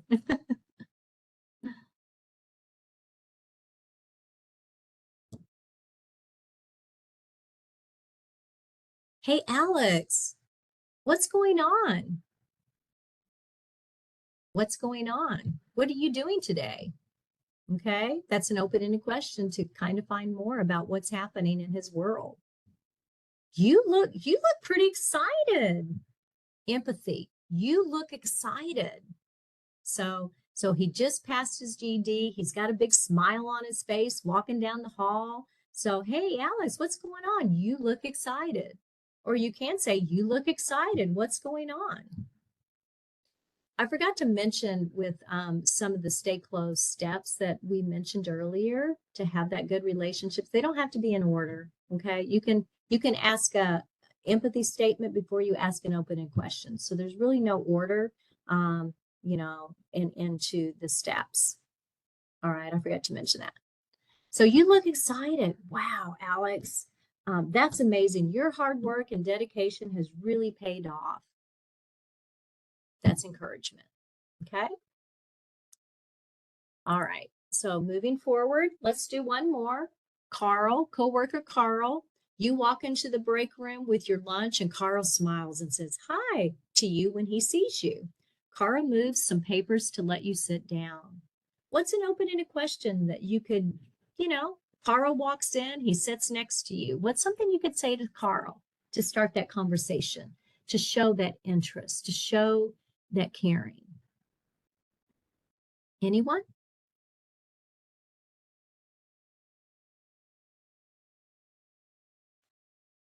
Anyone want to participate?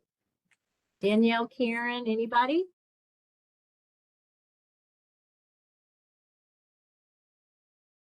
You could say, hey, Carl, how are you doing? Yes, I love it. How is your day? What are you up to? Awesome job, Karen. Yeah, that's an open-ended question. Absolutely.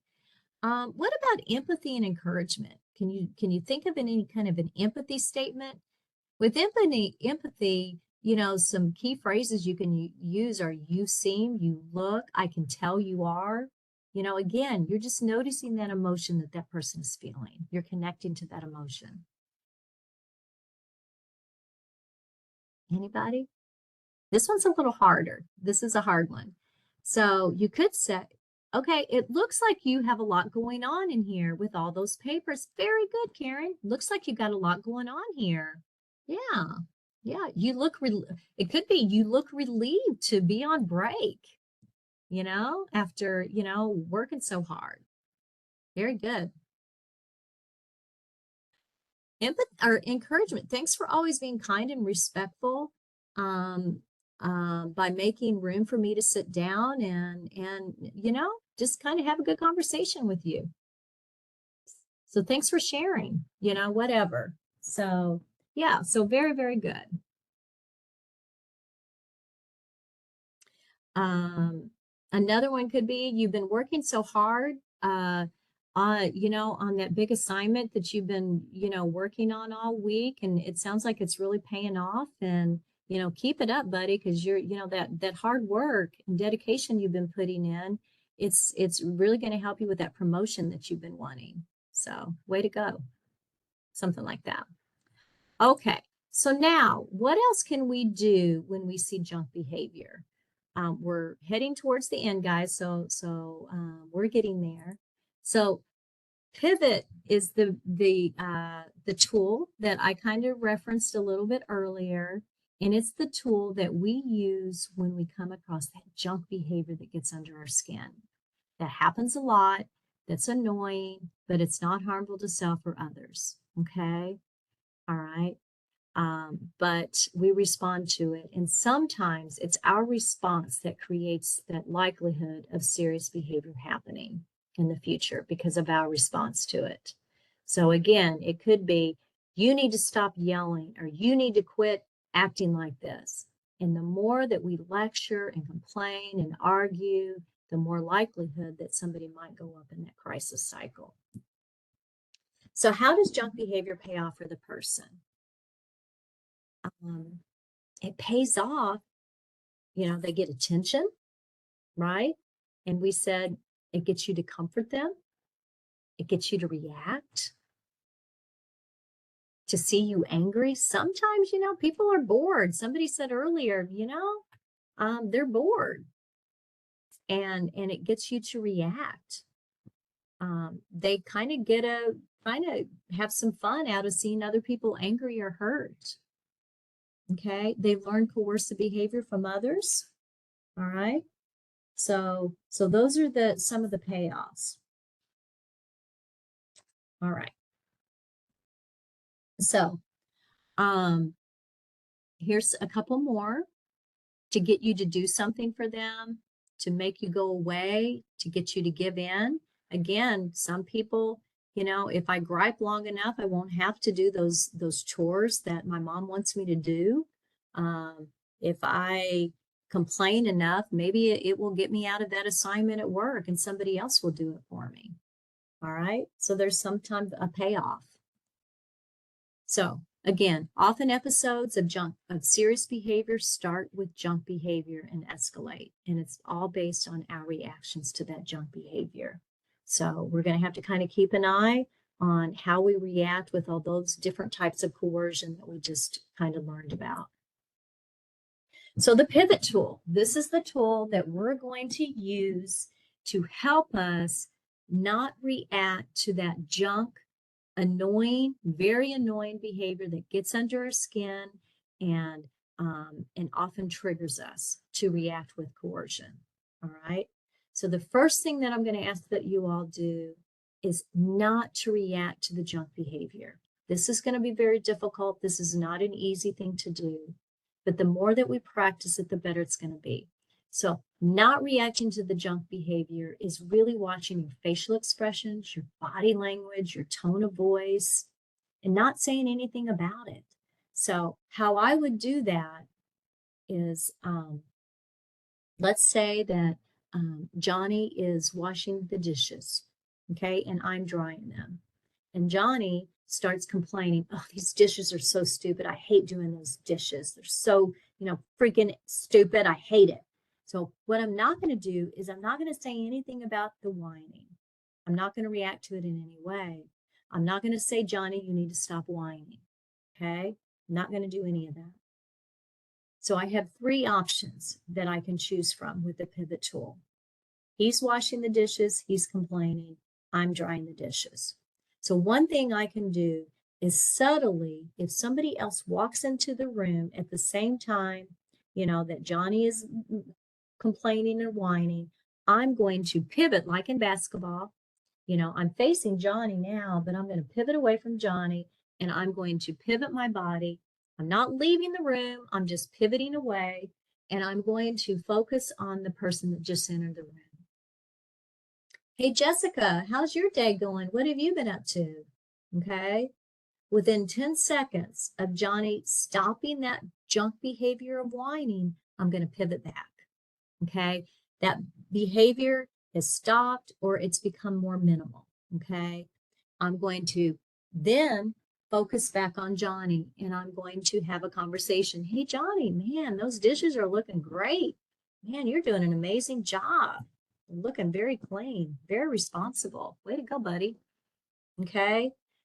I didn't say anything about the junk behavior, but I pivoted away when the junk was happening. I didn't give it a reaction. But what I did do was react and say something about the desired behavior of him doing the dishes. That's pivot 1. Another one is pivoting onto an activity. I told you before that I'm doing the dishes. So when Johnny starts the junk, I'm going to stop, engaging in interaction with him. And I am going to, instead of giving him a lot of social attention, eye contact, I'm going to pivot onto the activity of putting up the dishes. It's my activity that I'm pivoting to. So I'm just going to put the dishes away. I'm not going to focus on the junk. I'm going to, just minimally give a little bit of attention, here and there if need be, if the junk is severe, significantly happening. But within about 10 seconds, I'm going to pivot back. When the junk stops or becomes more minimal, I'm going to pivot back and provide Johnny with attention again. Hey, Johnny, great job on doing those dishes. Way to go. That's very responsible. They're looking awesome. Way to go. Keep it up. You're on your way to becoming more independent, by doing these chores, these household chores, whatever. Okay. So pivoting onto an activity, pivoting on the person. I'm not pivoting away. What I'm doing is I'm pivoting on Johnny. Johnny's doing the dishes. He starts complaining. I'm just going to continue to interact with Johnny as if the junk is not happening. Okay. So the junk's not happening at all. I don't see it. I'm not hearing it. It's happening, but I'm not reacting to it. So he's complaining. I'm just going to continue to talk to him about what we were talking about before the junk happened. You mentioned, what was that about the mall? You said you wanted to go to the mall earlier. So what are you going to buy at the mall? I'm not reacting to the junk. I'm not saying anything about it. I'm not, I'm just continuing to converse with him as I would as if the junk weren't there. So that's pivot. Okay. So any questions on pivot? Now, a couple of key things with the pivot tool. When you pivot onto an activity or you pivot on another person, waiting that 10 seconds before pivoting back is crucial, because what we're trying to do is we're trying to not focus on the undesired behavior, the junk, but we're waiting that 10 seconds for that junk to stop or become more minimal, and then focus on the desired behavior that that person is demonstrating. Say something about it. If you can't find anything to say about that desired behavior that they're demonstrating, just pivoting back and providing that social attention, that eye contact, is a pivot. Okay? So you're going to repeat this as much as necessary. You may use all three types of pivot when junk behavior is happening. So think about the list that we came up with before. There was a lot of junk behaviors that we identified: cursing, yelling, tantrums, spitting, farting, burping. Those are all junk behaviors. Now, I'm not saying that there's not going to be times in which you're going to teach more desirable ways to communicate your needs and wants, but that's not then. Teaching comes during calm times, okay? Not during times when people are frustrated, upset, or demonstrating the junk. So stay cool and avoid reacting with coercion. Okay? All right. So why not just ignore the junk behavior? Anybody? What is the problem with just ignoring junk behavior? Anybody? Ignoring, is kind of just, it may escalate. Absolutely, Danielle. It probably will. People don't like to be ignored. They like to be validated. They like to be heard. They like to be listened to, right? And so it can really cause an escalation. Okay, it can create that behavior to occur more frequently. That's that behavior burst. So ignoring the behavior is, Johnny's complaining. I might just walk away and not come back, But with pivot, I'm pivoting from the junk, but I am pivoting back. I'm pivoting back, and my focus again is on that desired behavior that we want to see more of, that we want to encourage, that we want to reinforce. Johnny doing the dishes is the behavior that I want to reinforce, because that's going to increase his quality of life. That's a responsible action that we want him to continue, that's going to be good for him. Okay? The whining is not. So I'm not going to pay as much attention to that as I would the desired behavior. Okay? So ignoring the behavior can be coercive, it can be a reinforcing action, and it can create that behavior burst, make that behavior likely to happen more frequently. Advantages of pivot: it increases desirable, or those, remember the categories of behavior that we're going to focus on: desirable, significant, and just okay. So it can increase those opportunities to continue to happen, as well as weaken the undesirable behaviors. Okay. And most importantly, if I don't react to that junk behavior with all those different types of coercion, I'm hopeful that it's not going to create a serious outcome. And often it's periods of junk that creates those serious situations. Okay, so we're just going to practice really quickly, guys. So Addie, she's frequently picking her nose, and she's telling you about this cool package she got in the mail. You're in the middle of typing an email. Okay, so I'm going to type. I'm going to act like I'm typing. Addie's picking her nose. Okay, she's picking her nose. All right.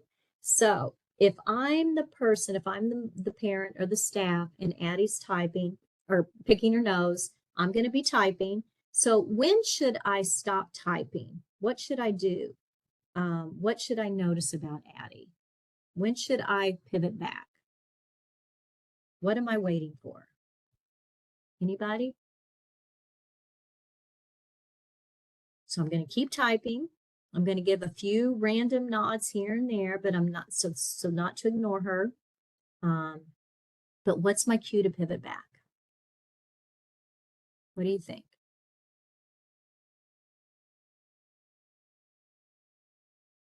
It's when, yes, it's when she stopped. Yes, it's when she stopped picking her nose for 10 seconds. Absolutely, Karen. High five, Karen. Yes, absolutely. So, what I'm hoping to do within that 10-second period is to pivot back once she stops picking her nose, because I don't want to give that attention, right? Okay. But what I do want to give attention is when that behavior stops. So I'm not going to say, hey, thank you for not picking your nose. Not going to do that. I'm not going to mention that behavior at all. I'm just going to pivot back. I'm going to have that conversation with Addie as if that never happened. All right. If I have to respond to some degree, I may just, give her like a Kleenex and not give her a whole lot of attention. But during calm times, I may practice with her and help her better understand appropriate hygiene and how to, use Kleenexes, but not now, not during this time period. Okay. So you guys did great on that. Very good. Okay. Because of the time, we are going to go on and we're going to talk about Stay Close Hot. Stay Close Hot is a tool that we use when people have experienced a worsening. They're sad or they're very angry. Okay. And remember in the very beginning of the PowerPoint presentation, we talked about this positive behavior support curriculum is all about being kind and caring at all times, no matter what the emotion the person is feeling. So it's very, very, very vital here that again, that when somebody is upset, they're frustrated, they're angry, they're sad, we respond with being calm, caring, empathetic, and encouraging. Listen more, talk less. So the steps again of this tool, you may use you may use 5 first, 3 second. It kind of varies. So they don't always go in order. All right. Okay, so don't react to junk behavior or coercion. Stay close hot.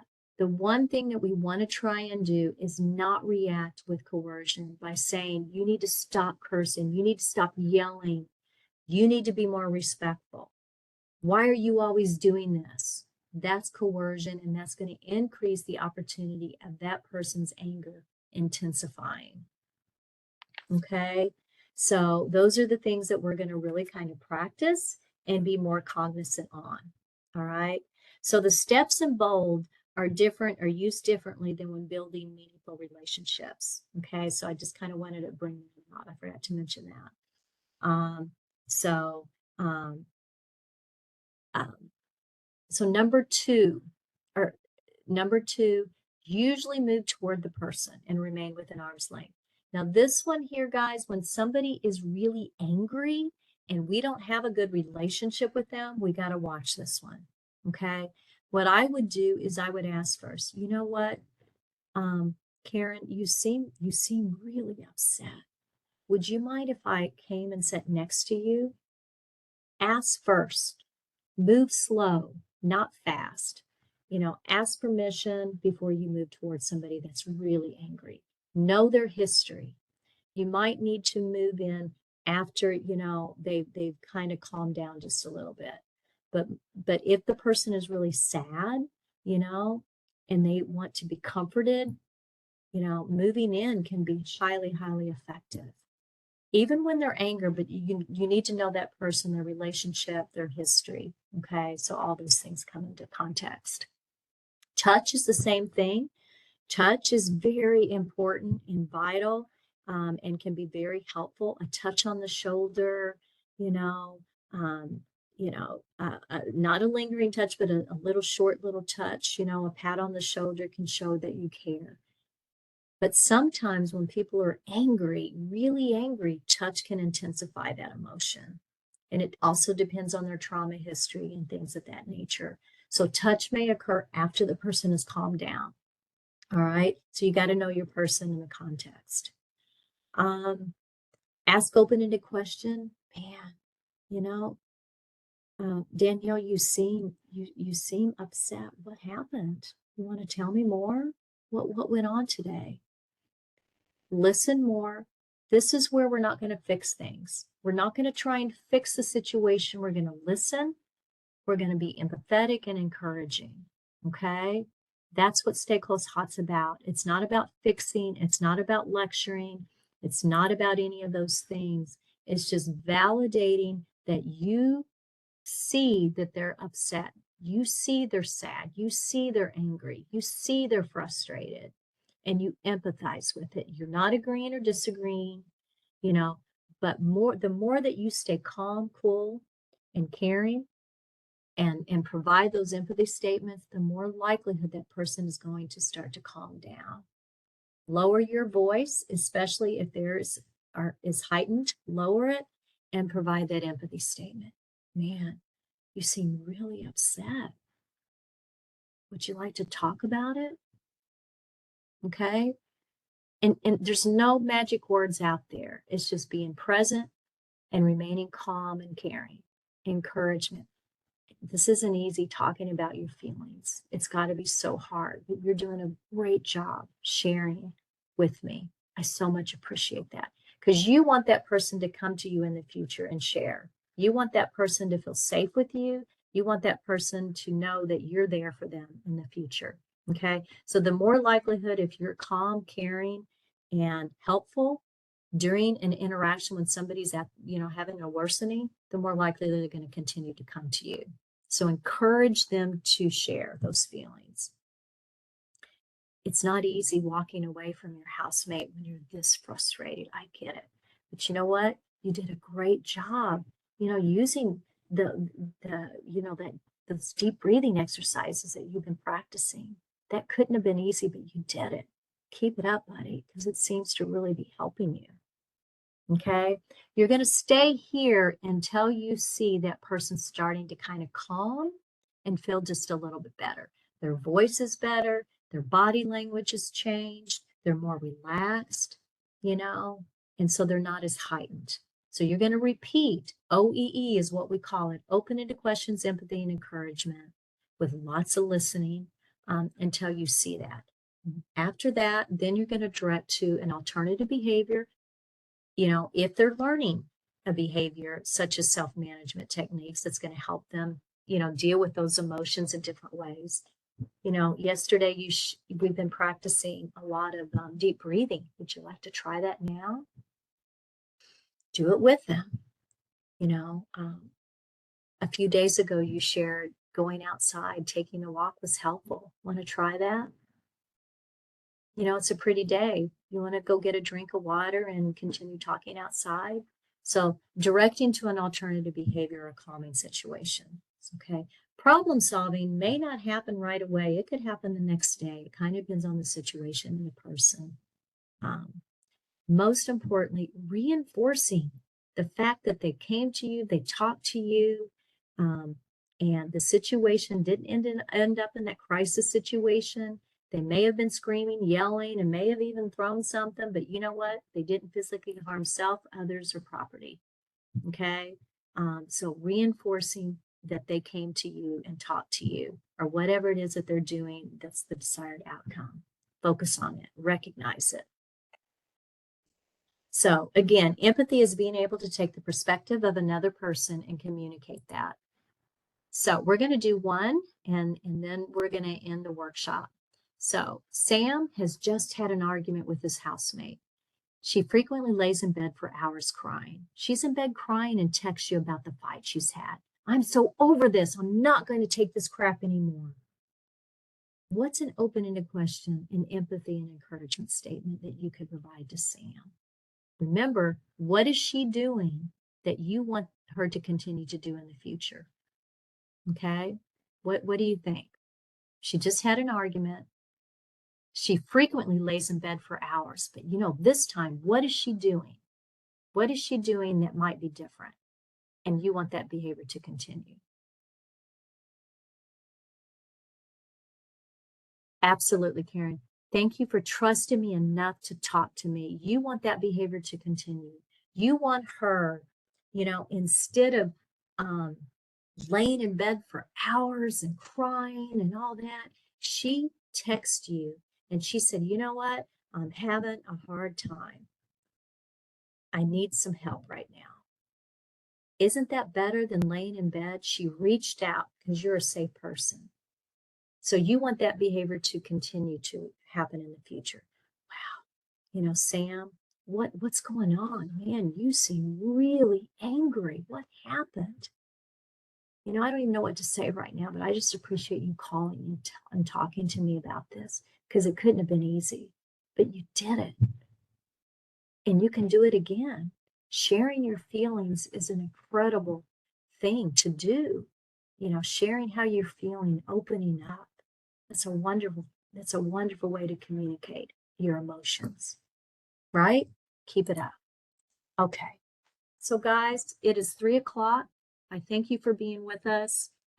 These 2 hours, it goes by pretty quickly. This is a lot of information to go over in 2 hours. So I appreciate everyone's interaction today. This right here, the 10 Common Coercions podcast, is an absolutely wonderful podcast by Lucas Evans. He's our chief behavior analyst. He does an outstanding job going through the material, much more than I was able to do today. So I do encourage you to take a picture of that because it's a wonderful, wonderful training. Attend the Tools of Choice course. This was a very, very, very, very condensed portion of Tools of Choice in 2 hours. We have a lot more information to share, a lot more opportunity to practice what you're learning. We do a lot of hands-on activities, role plays, lots more instruction on the tools that you received a glimpse of today. So we do encourage you to attend a full Tools of Choice course.